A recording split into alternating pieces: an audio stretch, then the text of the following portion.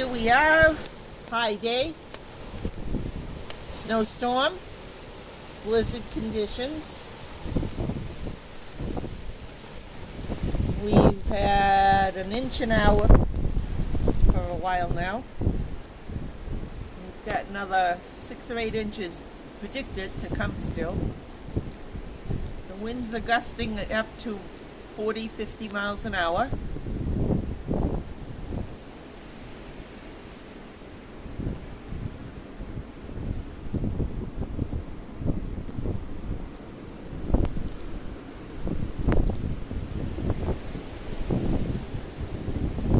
They're reporting a lot of power outages, but we still have power here.